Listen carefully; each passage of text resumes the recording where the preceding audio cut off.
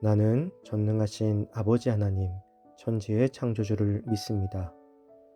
나는 그의 유일하신 아들, 우리 주 예수 그리스도를 믿습니다. 그는 성령으로 잉태되어 동정녀 마리아에게서 나시고 본디오 빌라도에게 고난을 받아 십자가에 못 박혀 죽으시고 장사된 지 사흘 만에 죽은 자 가운데서 다시 살아나셨으며 하늘에 오르시어 전능하신 아버지 하나님 우편에 앉아 계시다가 거기로부터 살아있는 자와 죽은 자를 심판하러 오십니다. 나는 성령을 믿으며 거룩한 공교회와 성도의 교제와 죄를 용서받는 것과 몸의 부활과 영생을 믿습니다. 아멘.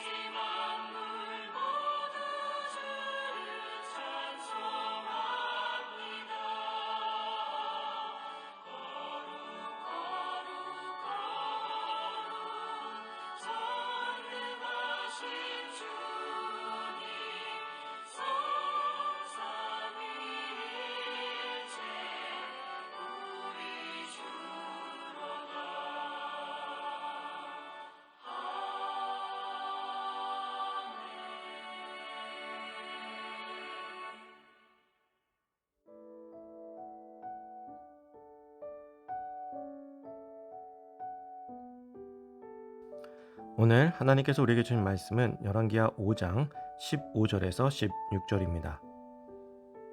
나아만이 모든 군대와 함께 하나님의 사람에게로 돌아와서 그의 앞에 서서 이르되 내가 이제 이스라엘 외에는 온 천하에 신이 없는 줄을 아나이다.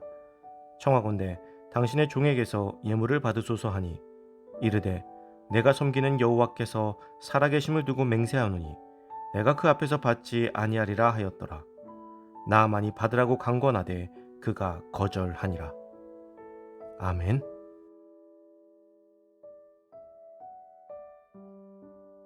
영광은 하나님께만 이라는 제목으로 오늘 말씀 나누겠습니다. 아람의 군대 장관 나아만은 엘리사가 내린 처방이 마음에 들지 않았습니다.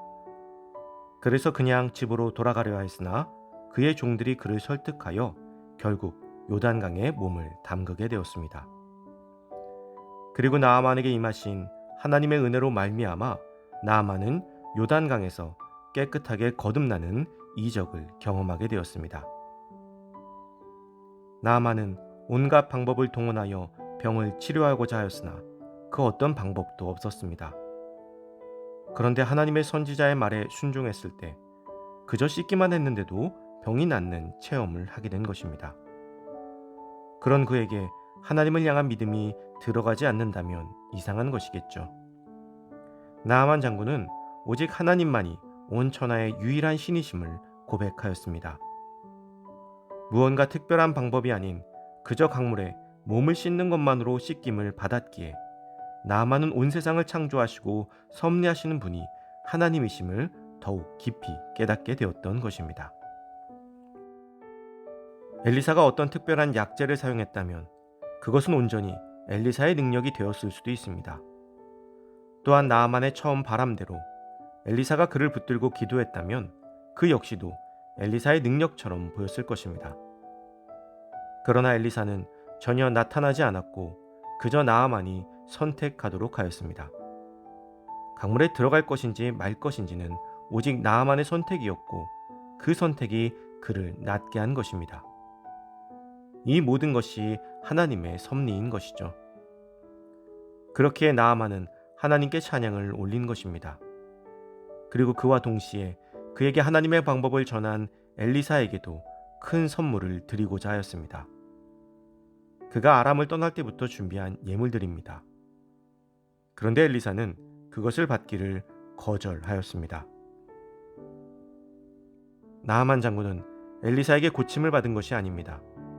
엘리사는 그저 하나님의 말씀을 그에게 전한 것뿐입니다. 그렇게 엘리사는 자신이 그것을 받을 이유가 없다고 생각했고 그래서 나아만의 선물을 거절했던 것입니다. 물질이 없는 삶을 이제는 살 수 없는 우리에게 이와 같은 일이 벌어진다면 여러분들은 어떤 선택을 하시겠습니까? 그것을 받아서 좋은 일에 써야지 하는 마음이 들지도 모릅니다. 그런데 정말 그럴까요? 그런 생각을 만들어서라도 그것을 받고 싶은 것이 아마 우리의 솔직한 심정일 것입니다. 그러나 엘리사는 모든 영광은 오직 하나님께만 있기를 소망하였습니다. 오직 하나님께만 영광을 돌리는 삶, 그것이 하나님을 믿는 자들의 모습임을 엘리사를 통해서 깨닫게 되는 순간입니다. 사랑하는 성도 여러분, 오직 하나님의 영광을 위해서 살아갑시다. 그리고 그 어떤 좋은 결과가 나올지라도 오직 하나님께만 영광을 돌리고 우리의 지분을 넣으려는 어리석은 모습은 지양합시다. 온전히 하나님께 영광 돌리는 삶이 되어 엘리사처럼 수많은 이들을 하나님 앞에 영광의 찬양을 돌리도록 하는 하나님의 귀한 백성이 되시기를 주님의 이름으로 축복합니다.